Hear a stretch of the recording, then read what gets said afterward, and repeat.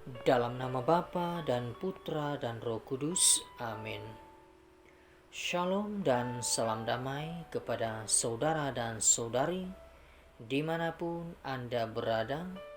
Selamat bertemu kembali di ruangan santapan firman Tuhan. Bersama kita mendengar dan merenungkan sabda Tuhan yang diambil dari Injil Matius bab 5 ayat 20 hingga 26. Maka aku berkata kepadamu, jika hidup keagamaanmu tidak lebih benar daripada hidup keagamaan ahli-ahli Taurat dan orang-orang Farisi, sesungguhnya kamu tidak akan masuk ke dalam kerajaan surga.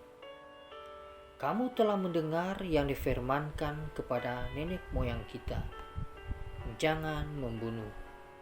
Siapa yang membunuh harus dihukum. Tetapi aku berkata kepadamu, setiap orang yang marah terhadap saudaranya harus dihukum. Siapa yang berkata kepada saudaranya kafir harus dihadapkan ke mahkamah agama, dan siapa yang berkata jahil harus diserahkan ke dalam neraka yang menyala-nyala. Sebab itu, jika engkau mempersembahkan persembahanmu di atas mezbah dan engkau teringat akan sesuatu yang ada dalam hatimu terhadap engkau, tinggalkanlah persembahanmu di depan mezbah itu dan pergilah berdamai dahulu dengan saudaramu. Lalu kembali untuk mempersembahkan persembahanmu itu.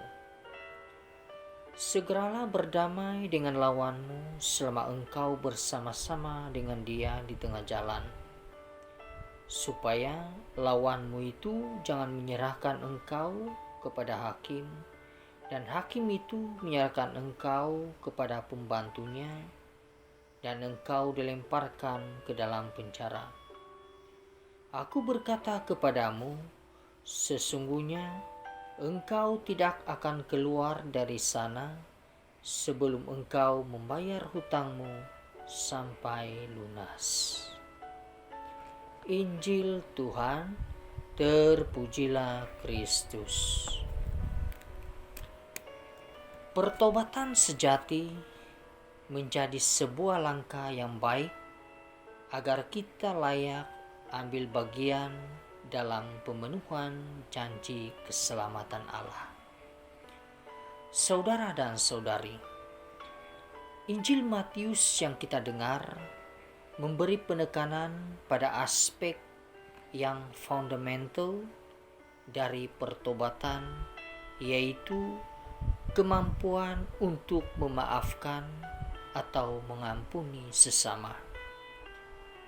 Relasi yang damai dengan sesama hanya mungkin tercapai bila mana orang mampu menerima kekurangan dan kesalahan sesama, dan pada saat yang sama terbuka bagi suatu jalan pengampunan.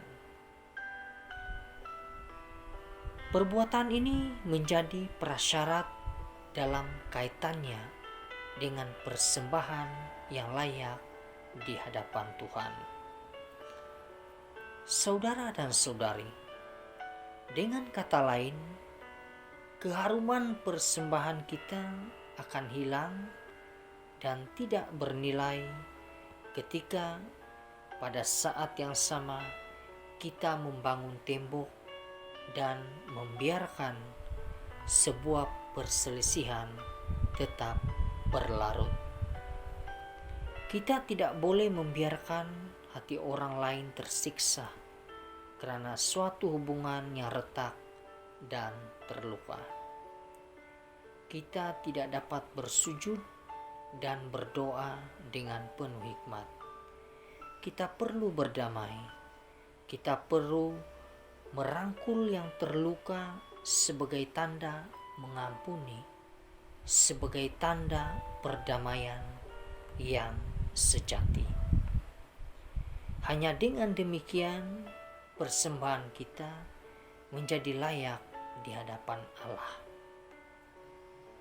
Jadi yang selalu kita promosikan dalam hidup sebagai anak-anak Allah, murid-murid Kristus, adalah hidup saling mengasihi dan bersatu sebagai saudara. Saudara dan saudari, kita berdoa semoga Tuhan senantiasa menguatkan iman dan memperkukuhkan tali persaudaraan kita sebagai anak-anak Allah, para murid Kristus. Dan semoga dengan bantuan Tuhan kita mampu menghapuskan kemarahan dan cacian di antara kita. Tuhan memberkati. Dalam nama Bapa dan Putra dan Roh Kudus. Amin.